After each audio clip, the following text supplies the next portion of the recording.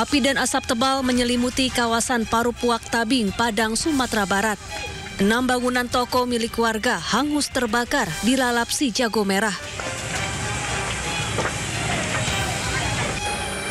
Selain itu, sebuah mobil dan 1 sepeda motor yang terparkir juga ikut ludes terbakar. Banyaknya material mudah terbakar membuat api dengan cepat membesar. 4 unit mobil pemadam kebakaran dikerahkan ke lokasi. Api berhasil dipadamkan setelah 1 jam proses pemadaman. Jadi apa-apa aja Pak? Toko-toko apa aja ada Pak? Jadi di sini ada toko buah, ada toko pangkas, ada toko jok, dan ada toko perabot, ada juga apotek. Saya datang di lokasi, api bagaimana Pak kondisi? Kami secara kebetulan ada kebakaran pula di Pasinan Tigo tadi, dapat informasi. Lanjut kami kemari sekitar jam 15.02. Tidak ada korban jiwa dalam peristiwa ini, adapun kerugian akibat kebakaran ditaksir mencapai 2 miliar rupiah. Sementara penyebab kebakaran masih dalam penyelidikan. Dari Padang, Sumatera Barat, Budi Sunandar, iNews melaporkan.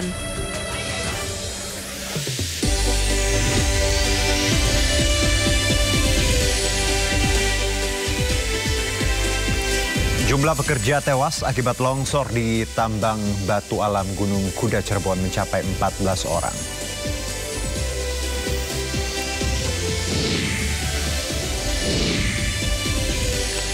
Jumlah penumpang kereta cepat Wush pada momen libur panjang dan cuti bersama meningkat signifikan.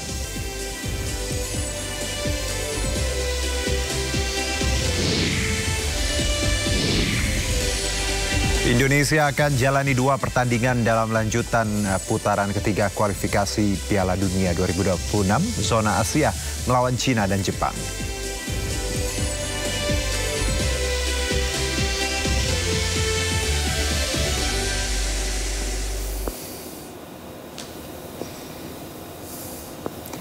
Halo pemirsa, korban hilang dalam peristiwa longsor Gunung Kuda Cirebon, Jawa Barat bertambah dari 8 menjadi 11 orang.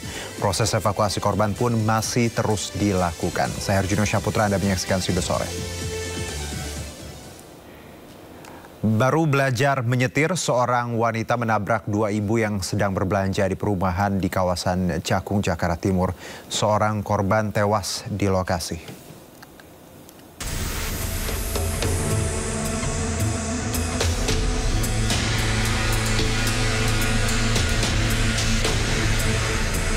Detik-detik tabrakan sempat terekam kamera dashcam pengendara yang sedang melintas di salah satu perumahan yang terletak di kawasan Cakung, Jakarta Timur.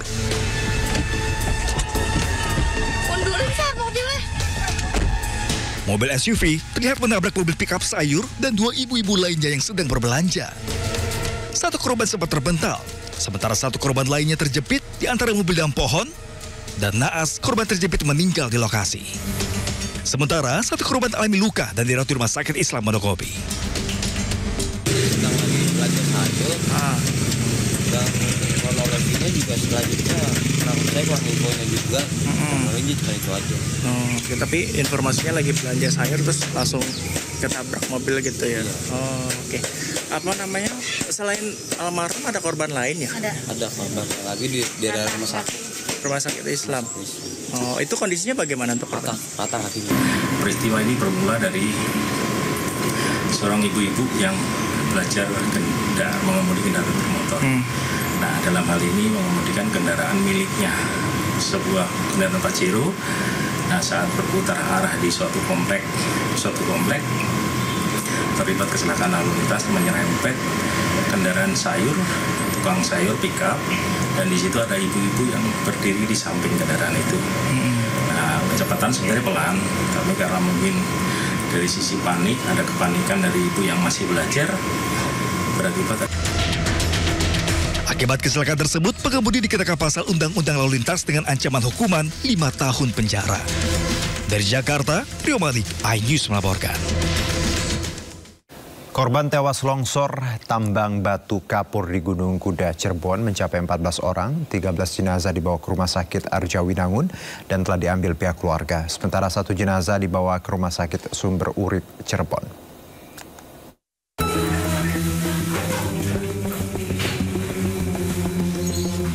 Sebanyak 13 jenazah korban tebing longsor yang terjadi di Gunung Kuda, Duku Puntang, Cirebon, Jawa Barat telah dibawa pihak keluarga ke rumah duka. Satu persatu, armada ambulan yang telah disiagakan Dinas Kesehatan Kabupaten Cirebon mengantar jenazah ke rumah duka di sejumlah wilayah di Kuningan, Indramayu, dan Cirebon.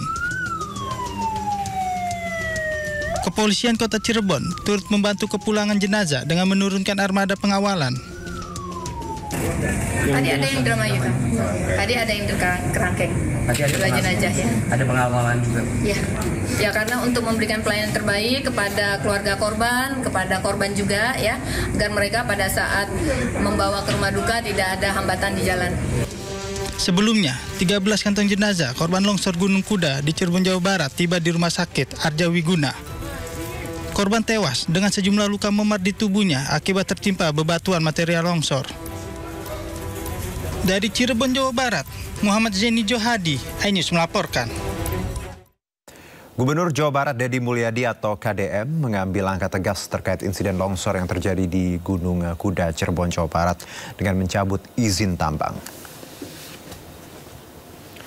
Hal ini disampaikan Deddy saat mengunjungi lokasi longsor di area penambangan Gunung Kuda, Cirebon, Jawa Barat. Deddy menyampaikan izin tambang galian C Gunung Kuda sudah dicabut sejak Jumat malam. Ia menyebut metode kerja di tambang Gunung Kuda tidak memenuhi standar keamanan dan sudah beberapa kali diperingatkan oleh Dinas Energi dan Sumber Daya Mineral atau ISDM Provinsi Jawa Barat. Selain tambang Gunung Kuda, Deddy juga mencabut izin 2 tambang lain yang dikelola yayasan berbeda namun memiliki pola kerja dan tingkat resiko serupa. Ya, penegasan aja, ketiga izin tambang yang dikelola oleh Koperasi Pondok Pesantren, Koperasi Pondok Pesantren Al-Azhariyah sudah dicabut sejak tadi malam dan tembusan pencabutannya sudah saya sampaikan ke Pak Kapolda sebagai bahan penyelidikan dan penyidikan. Yang kedua, meminta kepada pemerintah Kabupaten Cirebon untuk melakukan perubahan tata ruang. Wilayah ini untuk dirubah bukan areal penambangan, tapi areal kawasan hijau. Dan kemudian yang ketiga, meminta Perhutani untuk mencabut KSO-nya, kerjasama penambangan. Bukan hanya di sini, di seluruh Provinsi Jawa Barat saya minta Perhutani mencabut seluruh kerjasama penambangan dan selanjutnya dikembalikan kembali menjadi kawasan. Ya, sementara itu pemirsa, korban hilang dalam peristiwa longsor Gunung Kuda Cirebon, Jawa Barat bertambah dari 8 menjadi 11 orang. Proses evakuasi korban pun masih terus dilakukan. Pencarian hari ini difokuskan kepada 11 korban hilang akibat tertimbun longsor. Sebelumnya proses evakuasi sempat dihentikan sementara pada Jumat sore dan kembali dilanjutkan Sabtu pagi. Sementara itu jenazah korban longsor yang berhasil dievakuasi pada Jumat tercatat sudah mencapai 14 orang. Sedangkan 6 pekerja yang berhasil selamat sudah mendapatkan perawatan intensif di rumah sakit terdekat. Saat ini semalam itu sudah 3 kali longsor susulan. Tentunya ini menjadi tantangan bagi kami untuk mengantisipasi pada saat bekerja itu ada longsoran susulan yang terjadi, khususnya pada kegiatan pada hari ini, sehingga sebelum melaksanakan pekerjaan tersebut kita juga sudah berkoordinasi dengan SDM, Basarnas dan juga stakeholder yang terkait untuk meninjau terlebih dahulu, melaksanakan asesmen, melaksanakan peninjauan sehingga nanti pada saat kita bekerja batasan-batasan ataupun titik-titik rawan itu sudah kita tentukan. Ya, tak hanya evakuasi, proses hukum pun terus berjalan. Polisi memeriksa sejumlah saksi guna mendalami laporan adanya kesalahan dalam mekanisme penambangan. Mekanisme tersebut disebut menyampingkan faktor keselamatan pekerja hingga timbul korban. Polisi bahkan telah mengamankan dan memeriksa pemilik tambang serta menaikkan status kasus dari penyelidikan ke penyidikan. Dari kemarin sudah beberapa saksi, itu kita ambil keterangannya semuanya. Kita ingin mengetahui penyebab daripada peristiwa ini. Apakah ini ada unsur kelalaian dan sebagainya. Karena yang dapat kita dapat informasi bahwa cara atau mekanisme penambangannya ini yang diduga salah. Mengesampingkan keselamatan pekerja. Ini yang kita dalami, mekanisme kerja. Tentunya melibatkan beberapa ahli nantinya dari Dinas Pertambangan dan semua yang mempunyai keahlian dalam cara pertambang. Kita naikkan ke proses dari lidik ke sidik untuk menetapkan tersangkanya. Ada beberapa undang-undang yang kita terapkan. Yang pertama adalah Undang-Undang Pertambangan, kemudian Undang-Undang Keselamatan Kerja dan Lingkungan Hidup. Serta ada pasal KUHP 359 yang karena kelalaiannya menyebabkan 14 orang. Sementara itu tim DVI Polda Jawa Barat membuka posko antemortem di Rumah Sakit Arjawinangun Cirebon. Posko berfungsi untuk melayani warga yang kehilangan anggota keluarganya. Warga bisa melapor kepada petugas di posko antemortem sambil membawa informasi korban yang hilang. Mulai dari ciri-ciri fisik, foto, membawa peralatan pribadi atau rekam medis korban.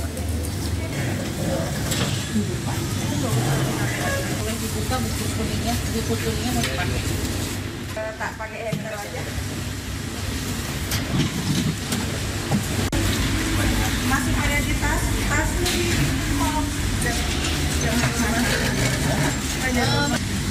Ini di bawah ini ada. Kita sudah sana.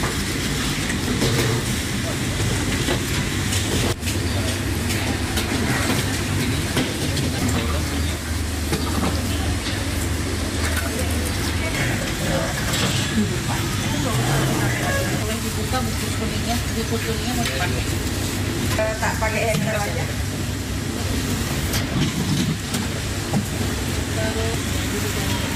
Mau HP-nya.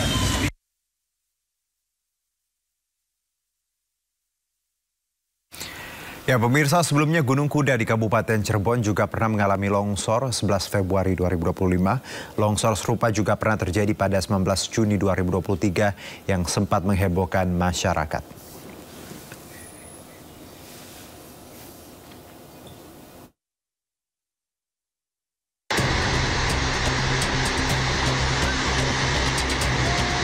Gunung Kuda bukanlah nama baru dalam daftar lokasi rawan bencana tambang di Cirebon.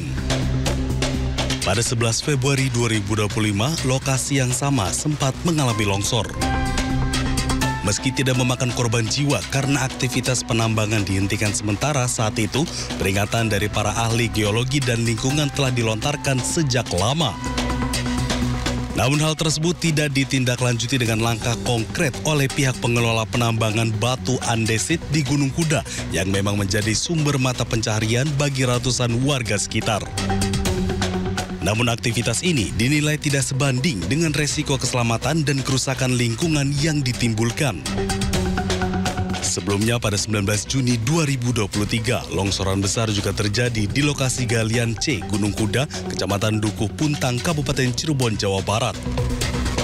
Pengelola tambang mengaku peristiwa ini sengaja dilakukan sebagai bagian dari aktivitas pertambangan. Detik-detik longsor tambang galian C Gunung Kuda sempat menghebohkan masyarakat karena guguran material tanah dan batuan menyebabkan debu yang membumbung tinggi di sekitar area tambang. Menurut pengelola galian C, longsoran yang terjadi merupakan bagian dari kegiatan pertambangan. Undercutting dilakukan karena masih belum ada akses untuk pertambangan di jalur atas. Tidak ada korban jiwa saat terjadi longsor yang dibuat secara sengaja ini. Pihak pengelola memastikan seluruh area sudah bersih sebelum longsoran dilakukan. Ya, dan untuk mengetahui informasi terkini terkait pencarian korban longsor tambang Gunung Kuda, ada rekan Nata Arman di sana. Selamat sore Nata, bagaimana update terkini, silakan.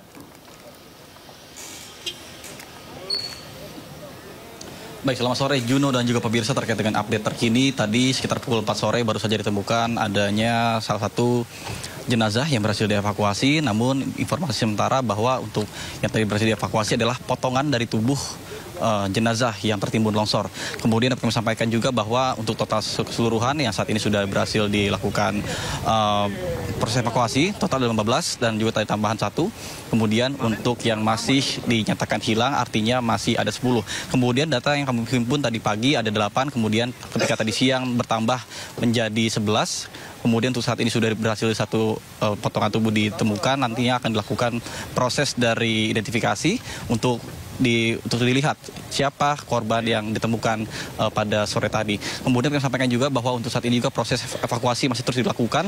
Meskipun tadi sekitar pukul 2 siang sampai dengan setengah 3 sempat dihentikan sementara karena cuaca yang tidak mendukung.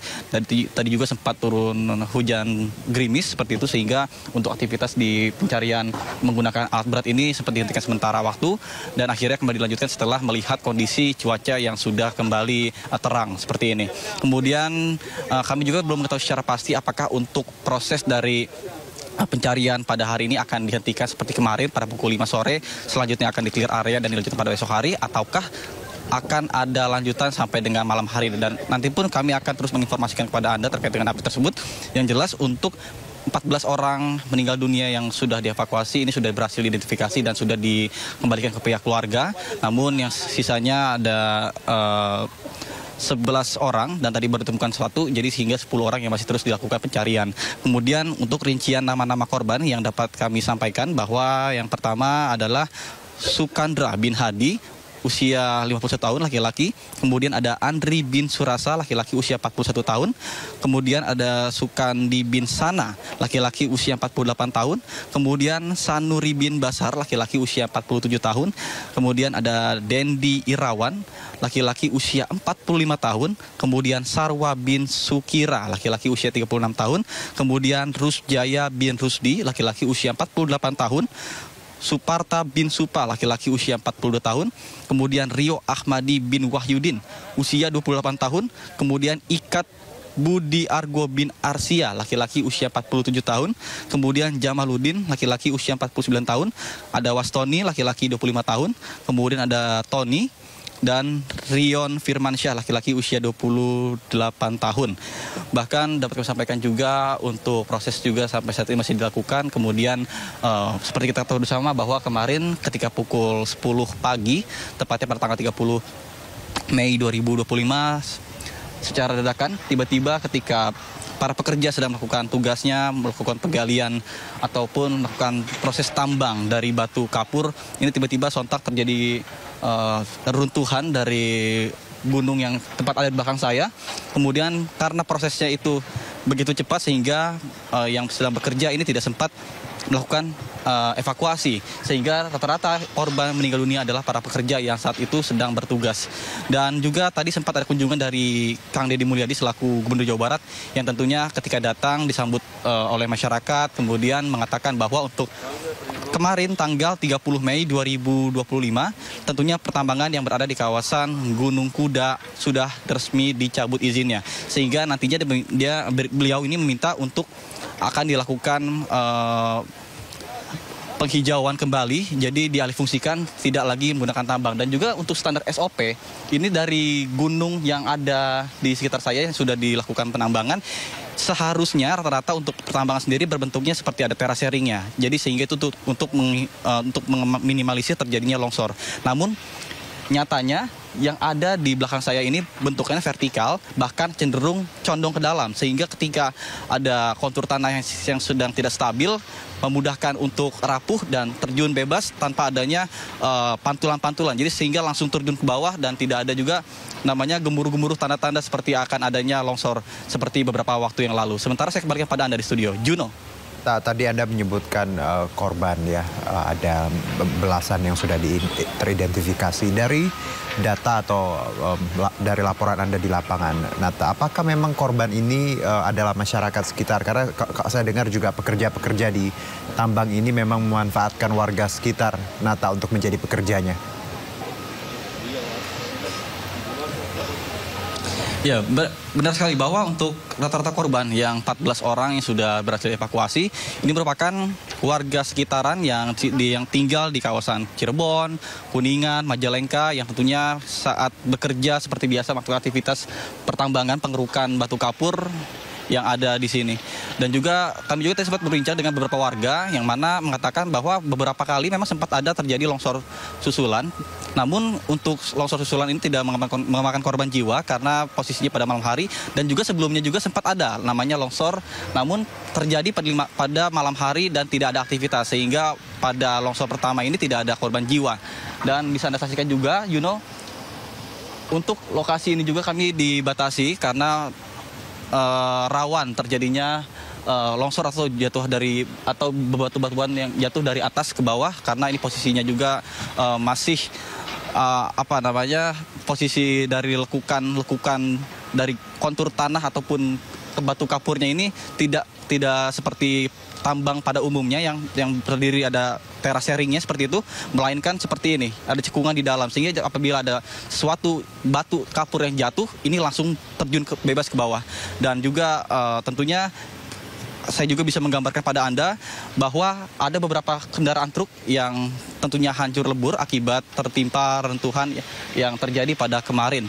Dan mungkin saya pun akan mengajak Anda dan juru kamera untuk ngepen ke sebelah kiri. Terdapat ada kendaraan kendaraan dump truck seperti itu yang berfungsi untuk melakukan angkutan, mengangkut batu-batu kapur ke beberapa pabrik yang memang sudah bekerja sama dengan tambang ini. Bisa Anda saksikan, ini ada kendaraan dump truck yang sudah hancur, dan tentunya ini pun ada korban jiwa. Namun ada juga beberapa kemarin ketika kejadian satu anak selamat, namun orang tuanya dua-duanya meninggal akibat tertimpa runtuhan ketika sedang berlangsung runtuhan atau longsor yang terjadi pada pukul 10 pagi tadi. Dan sampai saat ini pihak stakeholder terkait, gabungan TNI Polri, pemadam kebakaran, BPBD, kemudian juga dari BNPB, Basarnas masih terus melakukan upaya dari pencarian, dan bahkan pihak polisian pun sudah menerjunkan unit polisi satwa atau K9 untuk mempermudah proses pencarian dari melacak bau tubuh aroma jenazah yang ada tertimbun di dalam. Kemudian untuk saat ini meskipun dilakukan proses pengerukan menggunakan alat berat, namun karena ini merupakan reruntuhan bebatuan kapur yang tentunya teksturnya sangat keras, ini sehingga menyulitkan proses evakuasi yang ada. Dan bisa Anda saksikan juga untuk gundukan-gundukan yang terjadi longsor ini lebih dari 20 meter, sehingga tentunya sangat tidak memungkinkan apabila korban yang tertimbun ini dinyatakan selamat. Sementara Juno. Terima kasih Nata atas laporan Anda. Selamat bertugas kembali. Ya, jumlah pekerja tewas akibat tertimpa longsor di tambang batu alam Gunung Kuda Cirebon mencapai, tadi baru diupdate ada 15 orang pemirsa, dan 10 korban dilaporkan masih hilang dan tertimbun material longsor.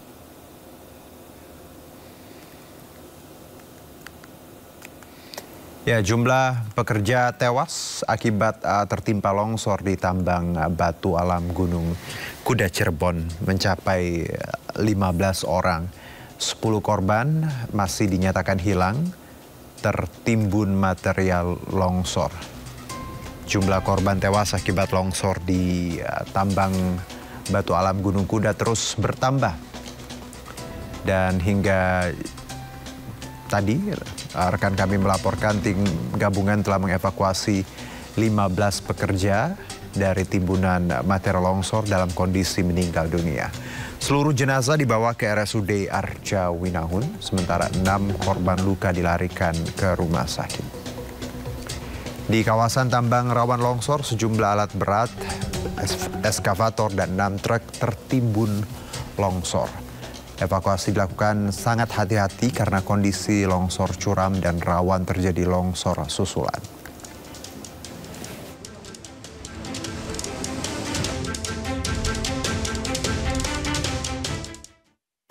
Informasi lainnya akan kami hadirkan usai jeda berikut, tetap bersama kami di Sini Sore.